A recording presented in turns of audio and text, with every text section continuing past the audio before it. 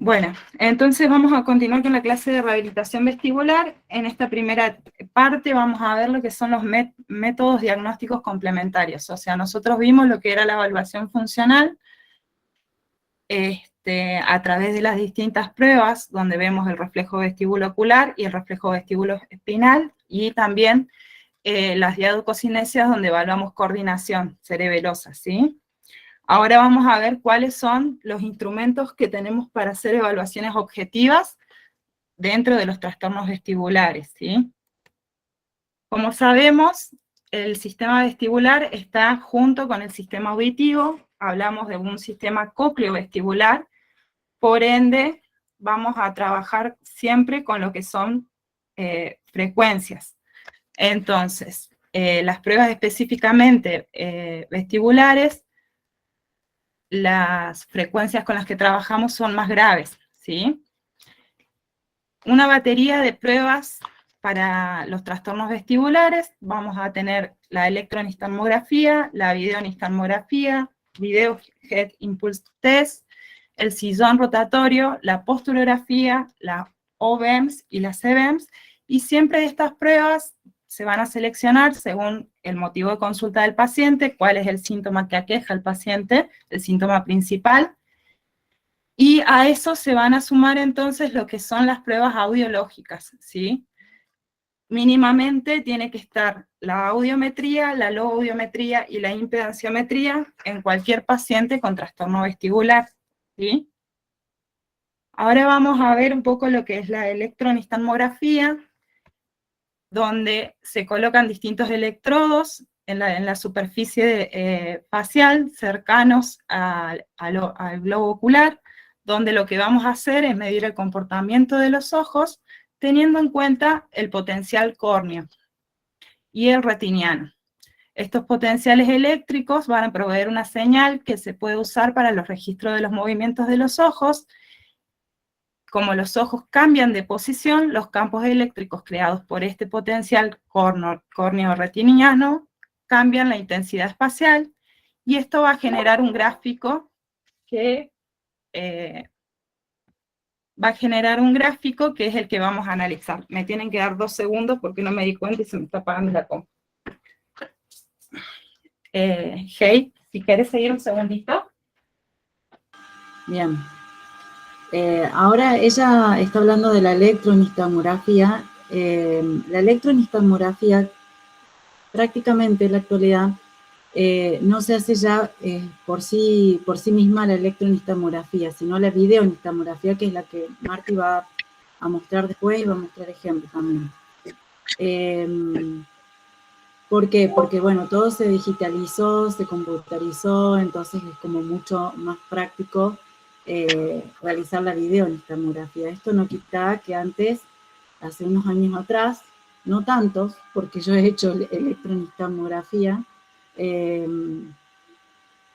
lo utilizábamos y mucho, y era la única manera que teníamos como estudio específico, complementario, más allá de la valoración funcional que se hace, ¿no? Vestibular, son estudios que aportan mucho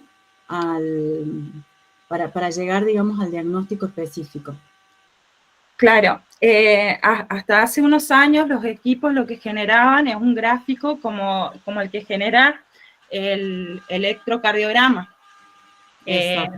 Los electronistalmógrafos más modernos son computarizados y hacen el registro en la computadora, pero el tema que tenemos con la electronistalmografía es de que no podemos visualizar el movimiento de los ojos en tiempo real, ¿sí?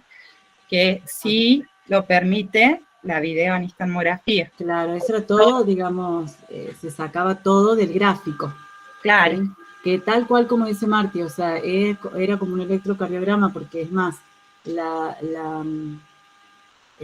impresión del estudio se hacían en hojas largas, como las del electrocardiograma, que se iban doblando y se nos hacían así un toco de hojas de un solo paciente. Todo, digamos, se graficaban en el momento, ni siquiera con una computadora, o sea, con tinta, ¿sí?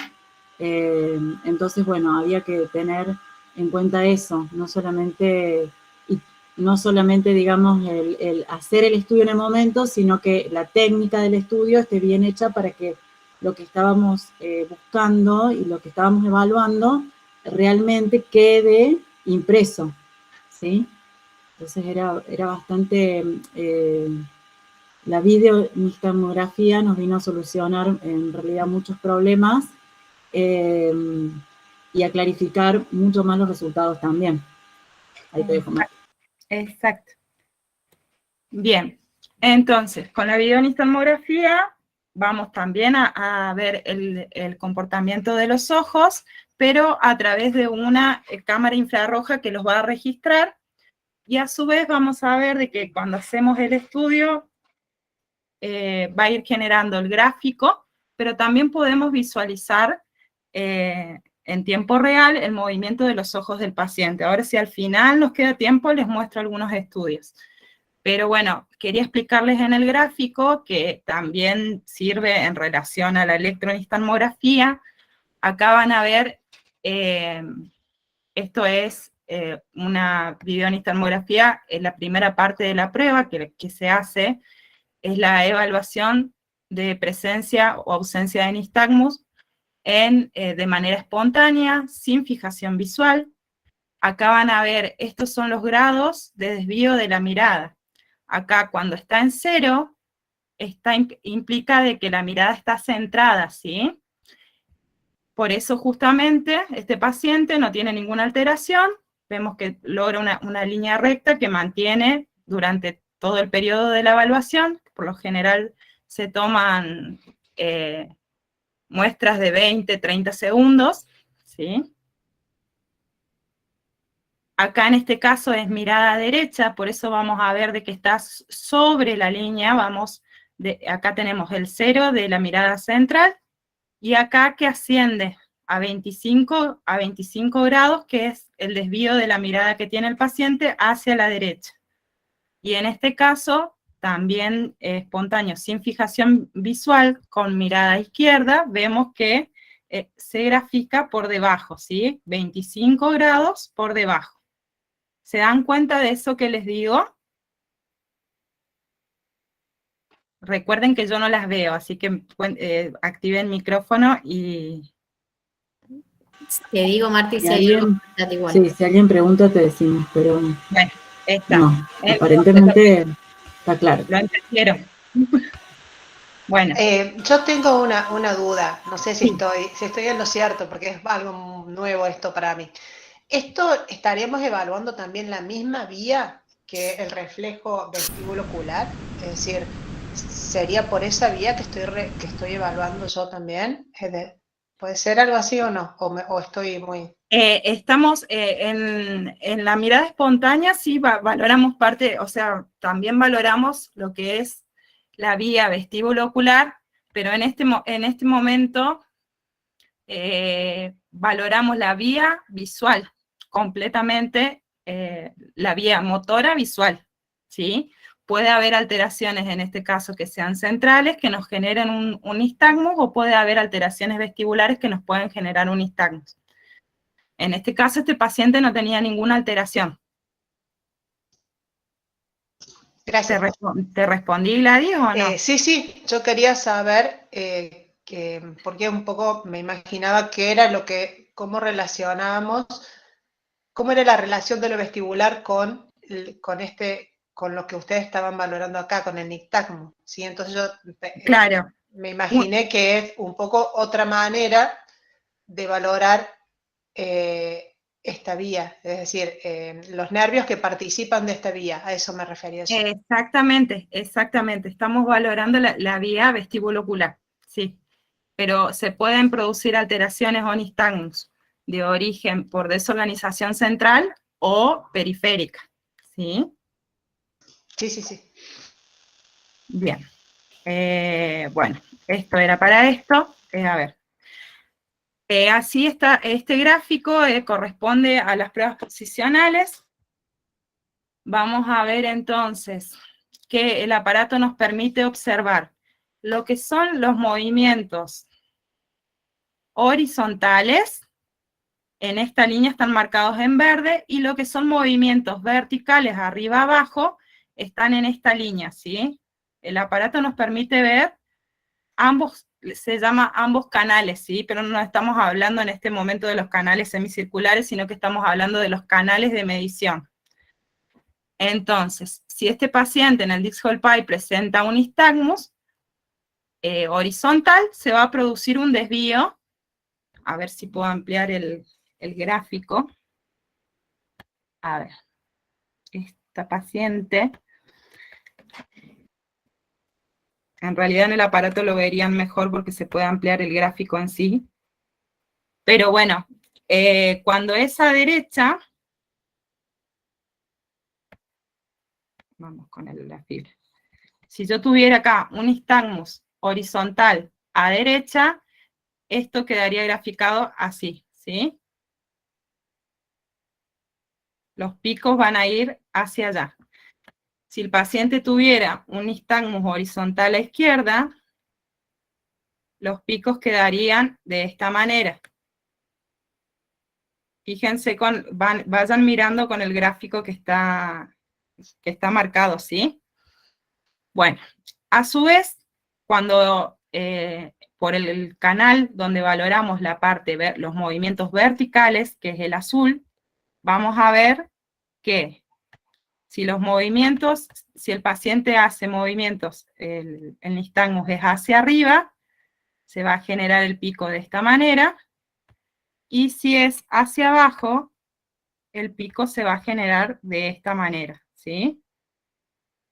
Bien. En sí, la modalidad que tiene de registro, tanto el electronistagmógrafo como el videonistagmógrafo, no fue pensada para los movimientos horizontal rotatorios que presenta un paciente, por ejemplo, con un BPPV del canal posterior. Pero por eso es tan importante el hecho de que nosotros podamos ver en tiempo real también el movimiento de los ojos junto con el gráfico. En este paciente, si ustedes observan, acá hay pequeños picos de movimiento horizontal y también hay picos de movimiento hacia arriba, porque no nos marca los movimientos oblicuos de rotación. Pero este paciente tenía justamente una canalolitiasis del conducto posterior derecho, ¿sí? Y acá van a ver de que se produce un tiempo hasta que aparece el nistagmus, esto que hablábamos, que seguramente hablaron ustedes el año pasado en otoneurología, de que el vértigo posicional tiene un periodo de latencia antes de desatarse el nistagmus, y tiene un periodo donde el nistagmus se inhibe, se agota, ¿sí? Ven que acá ya no hay nada graficado, y cuando lo vuelvo a cambiar de posición al paciente, aparece otro periodo de latencia, y vuelve a aparecer nistagmus, ¿sí? Que por lo general cambia de dirección. ¿Se dan cuenta de eso en el gráfico?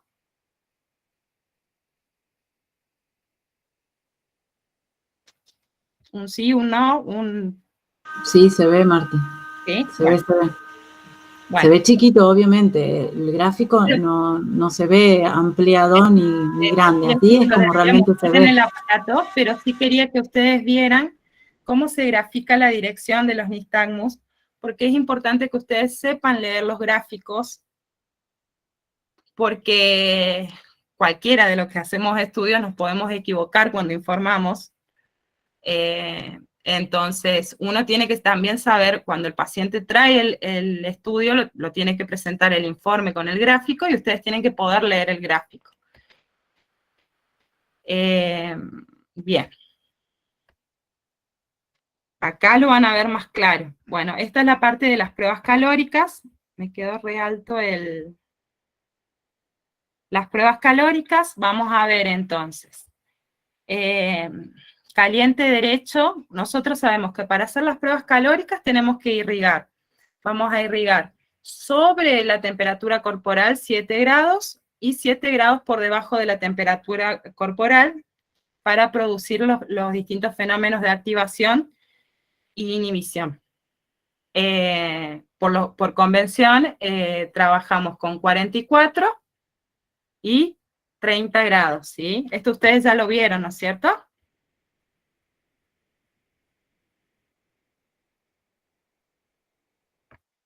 Sí, lo vieron en forma general, no lo Bien. vieron en paciente. Perfecto. Bueno, entonces, cuando yo irrigo agua caliente, por ejemplo, en el oído izquierdo, cuando yo irrigo agua caliente, vamos a poner el agua caliente en rojo. Cuando irrigamos agua caliente, vamos a producir lo que tiene, la bondad que tienen las pruebas calóricas de que podemos estudiar ambos canales horizontales por separado, ¿sí? Para realizar la prueba, lo que nosotros vamos a hacer es hacer de que el conducto horizontal quede en ángulo de 90 grados en relación al piso, quede perpendicular al piso, y para eso sabemos de que como el conducto semicircular horizontal está en esta posición, lo que nosotros tenemos que hacer es la corrección de la cabeza para que quede el ángulo de esta manera, ¿sí? Por eso se pone una almohada para levantar la cabeza y el mentón queda ligeramente hacia el piso, hacia el pecho. Entonces, cuando irrigamos el agua caliente, por ejemplo, en el oído izquierdo, vamos a producir una hiperpolarización, una activación de toda la vía vestibulocular del lado izquierdo. Entonces, esto va a generar de que los ojos se desplacen para allá, como lo habíamos hablado el otro día en referencia al borde, ¿sí? Como este canal no está siendo estimulado, va a haber una mayor actividad de este lado y toda esta parte de la vía va a estar inhibida. Entonces los ojos se van a mover para allá. Cuando nosotros hacemos la irrigación con el agua fría, lo que vamos a generar es una inhibición, por ende, los ojos se van a ir para el otro lado, ¿sí? Vamos a generar que toda esta vía se apague. Y los ojos van a ir hacia el otro lado, ¿sí?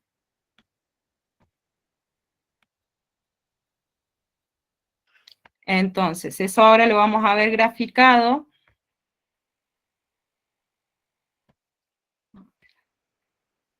Si ampliamos, entonces, acá estamos pasando agua caliente a 44 grados en el oído derecho y vamos a ver la dirección del nistagmus es hacia derecha. ¿Se dan cuenta?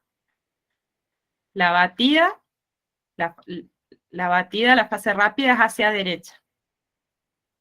Cuando pasamos, bueno, este es caliente oído izquierdo. Cuando estamos pasando el agua caliente en el oído izquierdo, la batida se va a dar hacia la izquierda. Y cuando pasamos el agua fría en el oído derecho, la batida se va a dar a la izquierda. Por convención decimos que el nistagmus va hacia el calor y huye del frío, ¿sí? Para que se puedan acordar cuál es la dirección que tiene que tener el nistagmus en cada una de las irrigaciones. Bueno. Una vez que hacemos la medición, las 4 tomas con las irrigaciones de agua caliente en un oído, en el otro, y agua fría en ambos oídos, vamos a ver, antes este cálculo se hacía, y Heidi lo va a saber mejor que yo, porque se hacía electronistalmografía, se hacía el cálculo de manera manual, contabilizando cada uno de estos nistagmus, ¿sí? Ahora los sistemas computarizados generan directamente el algoritmo donde analiza este muestreo, y lo que nosotros vamos a ver es la velocidad de fase lenta. Entonces, en la velocidad de fase lenta, nosotros para ver la simetría de ambos canales semicirculares horizontales, tenemos que ver de que la diferencia sea menor a 25%, ¿sí? Y también el sistema nos va dar un gráfico, ¿no? Un gráfico donde muestra esa simetría. Ven que hacia ambos lados tiene la misma relación, ¿sí? Esta paciente no tenía alteraciones dentro de lo que es, no tenía hipofunción canalicular, ¿sí? Otra cosa que tiene el registro es de que va a haber un periodo de mayor actividad. Nosotros irrigamos el agua, va a haber un periodo hasta que se empieza a desatar el nistagmus, comienza a registrar y hay una fase donde hay una mayor cantidad de nistagmus, y después va a haber un periodo donde el mismo sistema enciende una luz para que el paciente pueda fijar la vista e inhibir ese nistagmus, y eso también va a estar medido. Si un paciente que con la fijación no logra disminuir el nistagmus, también nos está hablando de una alteración. Bueno. Es bastante información. Dentro de lo que es el protocolo, tanto de la electronistagmografía como de la videonistagmografía, vamos a tener una primera instancia que es de calibración, donde vamos a colocar los lentes en el paciente y vamos a verificar si vamos a hacer las pruebas oculomotoras. Necesitamos primero hacer la calibración con el punto guía de la imagen que vamos a utilizar. Y posterior a eso se va a hacer lo que es el rastreo pendular, donde va a aparecer una imagen que se mueve de un lado al otro y el paciente tiene que mirar de un lado al otro. En ese caso, el equipo va a comparar la velocidad de movimiento de la imagen con la velocidad de movimiento de los ojos y se van a ir graficando. Si hay una alteración, va a estar desfasado eso. Después vamos a ver lo que es el nistagmus espontáneo, que lo valoramos, como lo explicamos en la parte funcional, sin fijación visual, obturando la cámara, y con fijación visual, donde vamos a ir mirando cada una de las miradas, mirada central, a derecha y a izquierda. Después podemos hacer lo que son las pruebas acaicas, donde le pedimos al paciente que fije la vista y vamos a mover la cabeza 20 grados, el test de impulso cefálico, ¿sí? Y también podemos ver lo que es el rastreo optoquinético con distintas direcciones. También la gráfica va a ser igual que el rastreo pendular. Posteriormente hacemos lo que son las pruebas posicionales. Y por último, las pruebas calóricas. Esto constituye el protocolo del estudio de videonistagmografía completo, ¿sí? A veces alguna de las partes no se realiza dependiendo del motivo de consulta del paciente, ¿sí? Bien. El Video Head Impulse Test lo que hace nos permite evaluar el reflejo vestíbulo ocular y cuantifica la ganancia del borde. Eso que hablábamos nosotros, de que si yo muevo la cabeza 30 grados a derecha, mis ojos se van a mover 30 grados a izquierda y vamos a tener una ganancia de 1. ¿Sí? Para la prueba esta, el paciente se va a sentar a 1 metro, 1,5 metros del punto de fijación. Se van a colocar las gafas y se las van a ajustar, porque nosotros vamos a movilizar la cabeza y necesitamos que las gafas no se muevan durante el estudio. Y vamos a pedirle al paciente que fije la mirada en el objeto de fijación, que a veces depende del sistema, tiene un puntero láser el cual observan ahí, y que intente no parpadear. Mientras tanto, nosotros vamos a hacer los impulsos, ¿sí? Vamos a valorar a derecha, a izquierda, vamos a valorar abajo, y también de manera oblicua, ¿sí? Para valorar los 6 canales.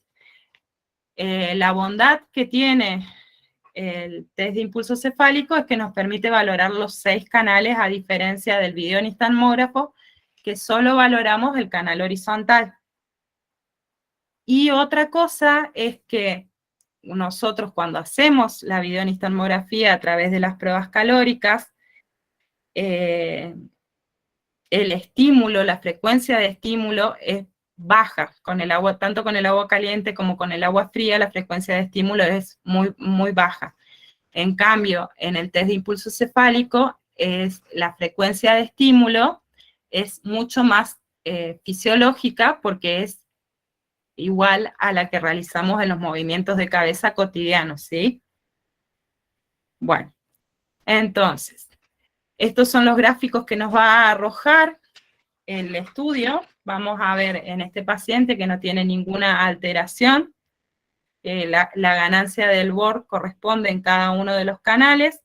Observamos que, les voy a explicar en este que no está bien para que vean, estas líneas celestes que apenas se ven indican el movimiento de la cabeza, y las verdes el movimiento de los ojos. Todas las que son líneas naranjas son estas sacadas de acomodación que hace el paciente, porque cuando se le moviliza la cabeza, los ojos se van y después vuelven, ¿sí? Estas son las sacadas, que pueden ser cover o over, depende de la dirección hacia donde se moviliza. En este caso, este paciente tiene los 6 canales con una ganancia adecuada, y en este caso, este paciente tiene los canales del lado izquierdo afectados, ¿sí? Ven que está disminuido. Nos está hablando de una hipofunción del lado izquierdo, de canal superior, horizontal e inferior, y posterior. ¿Se entendió, más o menos? Sí, profe. Sí, se entendió bien. Bueno, Heidi, te dejo con el sillón rotatorio. Sí, acá está. No le tengan miedo, no está electrificado ni nada. Suena raro. Sí, suena raro, suena raro. Aparte, bueno, así específicamente como ven esta foto, el sillón rotatorio no lo tenemos acá. Trabajamos con otros sillones más, a ver, como más entre casas, ¿sí? O más lo que tenemos a mano. El sillón rotatorio acá mismo no está. Sí, lo que hablaba Marti recién, el VEGIT, sí hay equipos de VEGIT en Córdoba, hay equipos de videonistalmografía, había equipos de electronistalmografía, ahora ya creería yo que casi no hay, sí, muchos de videonistalmografía, y gracias a Dios, muchos, o por lo menos varios, fonoaudiólogos o fonoaudiólogas que están realizando estos estudios, ¿sí? Porque antes estos estudios los realizaban más los otorrinos. Nosotros no teníamos mucho acceso. Gracias a Dios ahora sí. Así que bueno, no hay que desaprovechar esa oportunidad. Y coincido con lo que decía Marti, que por más que venga el informe, porque todos los estudios vienen informados, está bueno que todos podamos saber, pero eso lo decimos con todos los estudios, ¿no? En Otoneuro también se lo decimos con las autoemisiones, con los potenciales evocados, que cada uno pueda tener como una... valorar el estudio por sí mismo, ¿sí? Los resultados, los gráficos. En el sillón rotatorio se somete al paciente a aceleraciones angulares. Que vamos a estimular, digamos, los receptores vestibulares de los conductos semicirculares en el plano horizontal, y esto se va a registrar después en la resultante en cuanto a los nistagmos, ¿sí?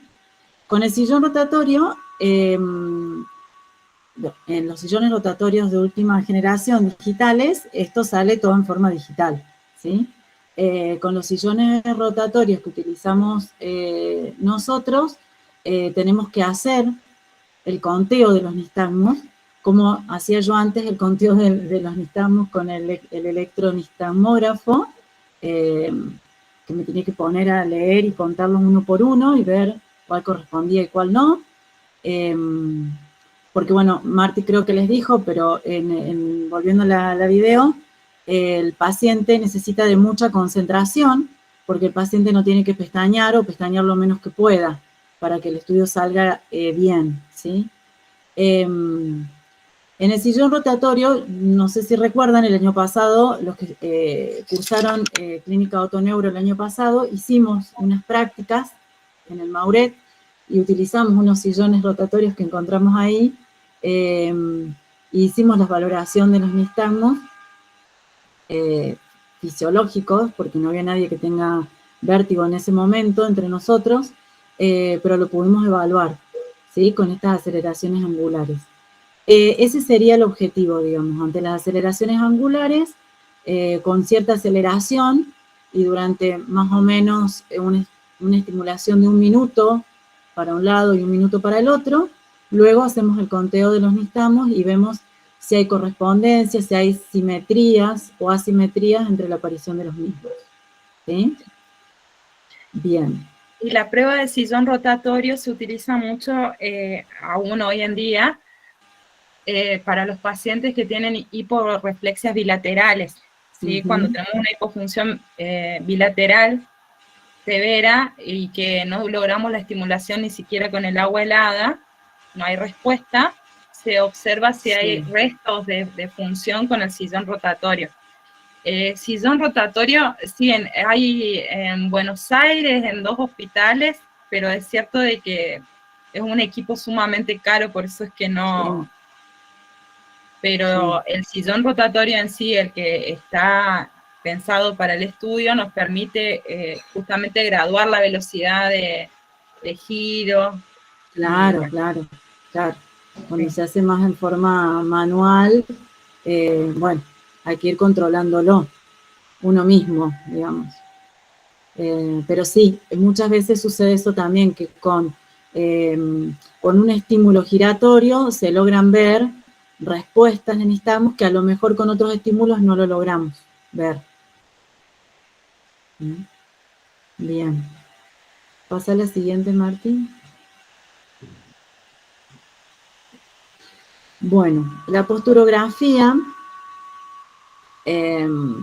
estamos como bastante similar con el sillón rotatorio porque es un equipo también muy caro, que no hay prácticamente, en Buenos Aires sí, en Córdoba hay uno, y recién está iniciando su funcionamiento, no está funcionando a pleno aún.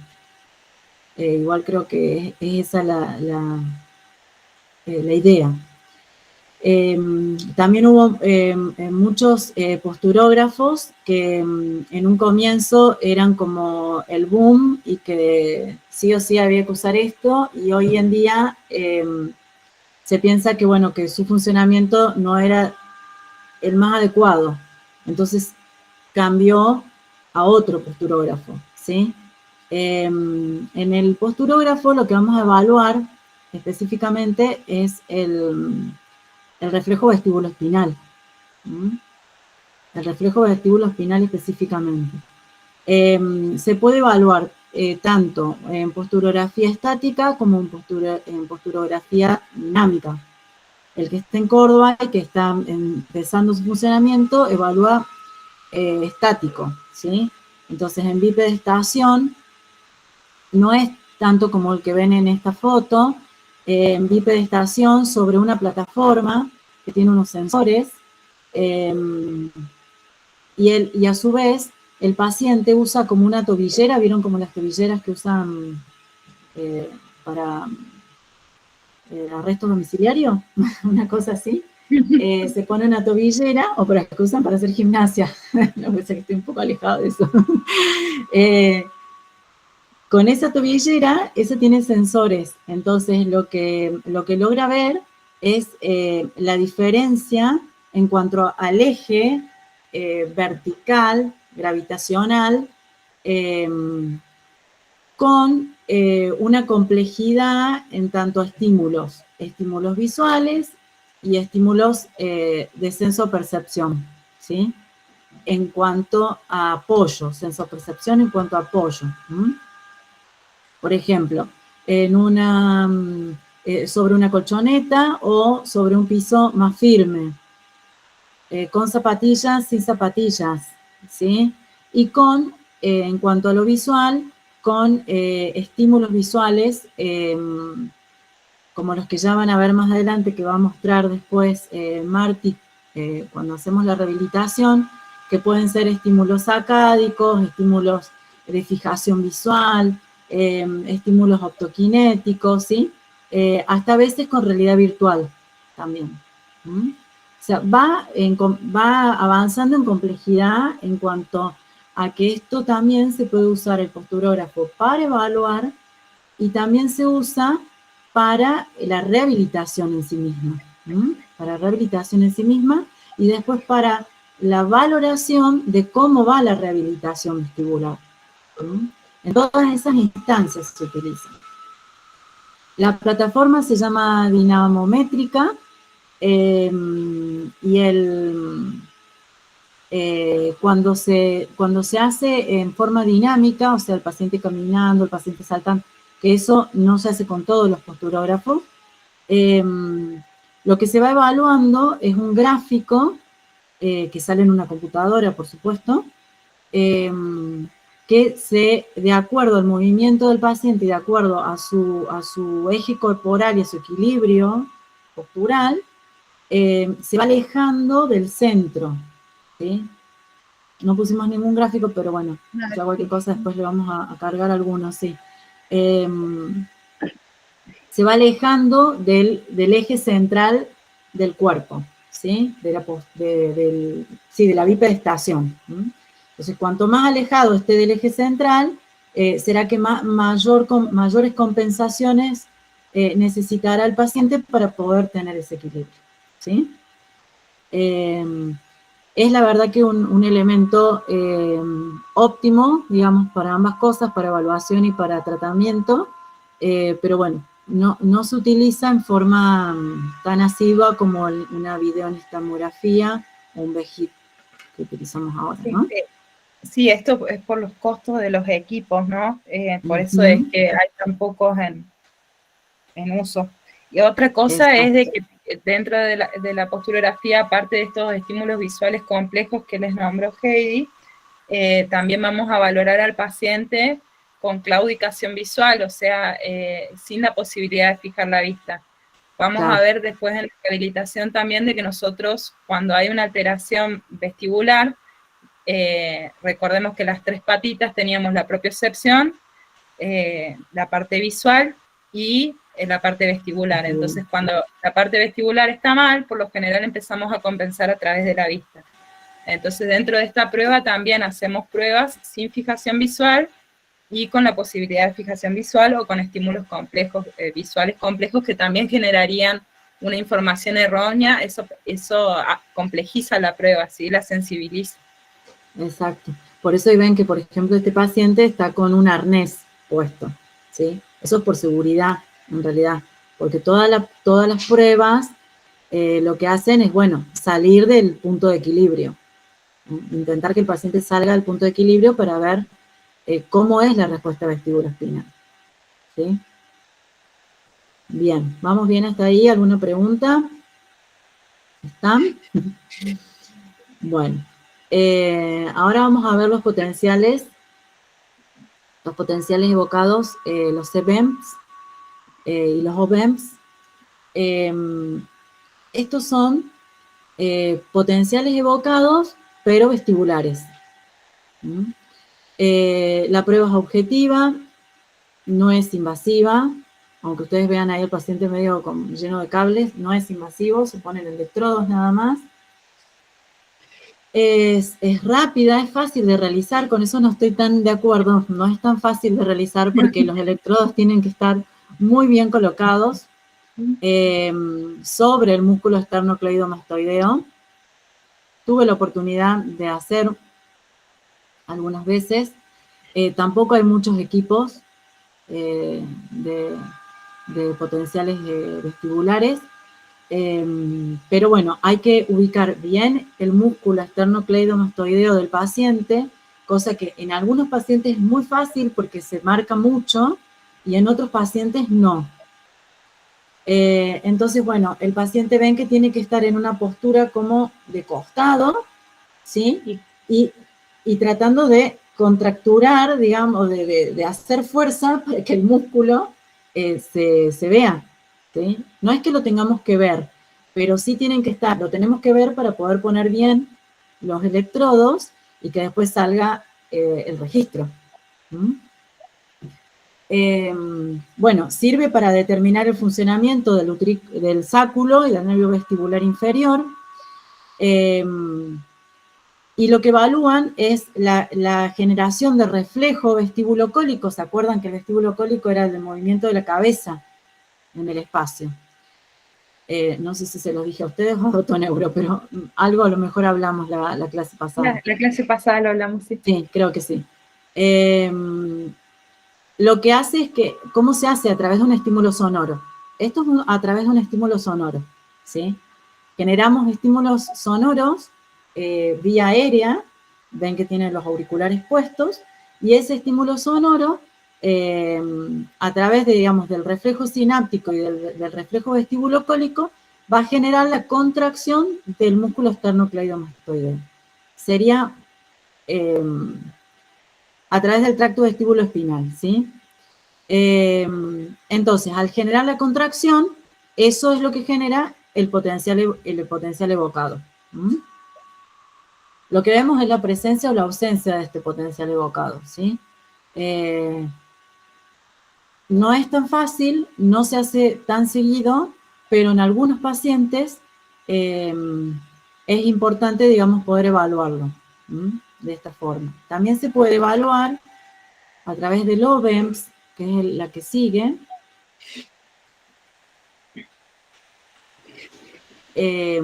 También refleja la función del utrículo y el sáculo, porque recuerden que estuvimos hablando de todos estos estudios y estuvimos hablando que evaluamos mucho conductos semicirculares, ¿no? Y no hablamos de utrículo y sáculo. Los potenciales vestibulares evalúan más específicamente el funcionamiento del utrículo y del sáculo, ¿sí?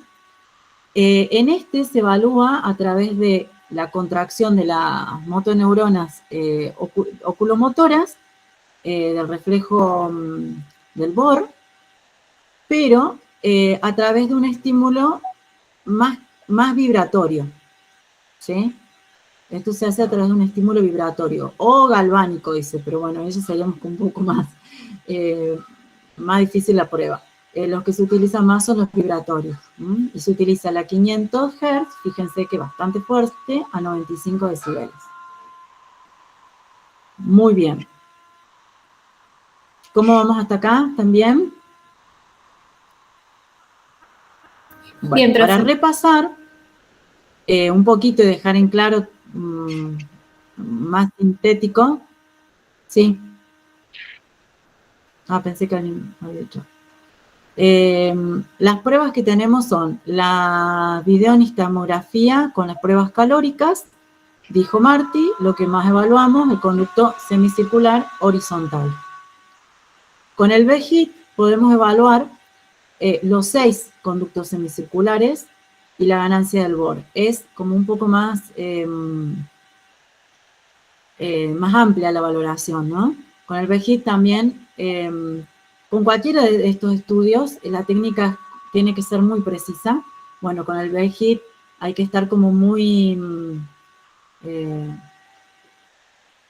cancheros, digamos, con el movimiento de la cabeza, porque el movimiento de la cabeza que nosotros tenemos que realizar al paciente debe ser muy preciso. Y tener en cuenta, obviamente, cualquier cuestión de contractura o etcétera que pueda tener el paciente. Con los BEM, que son los potenciales vestibulares, vamos a evaluar el funcionamiento del utrículo y el sáculo, y con la posturografía, el sistema vestíbulo-espinal. O sea que fíjense que en realidad necesitaríamos todos los estudios para hacer una valoración completa. Completa y objetiva, ¿sí? Porque nosotros podemos hacer toda esta valoración funcionalmente, como ya lo hablamos la clase pasada y como lo hablamos y lo hicimos el año pasado. ¿Sí?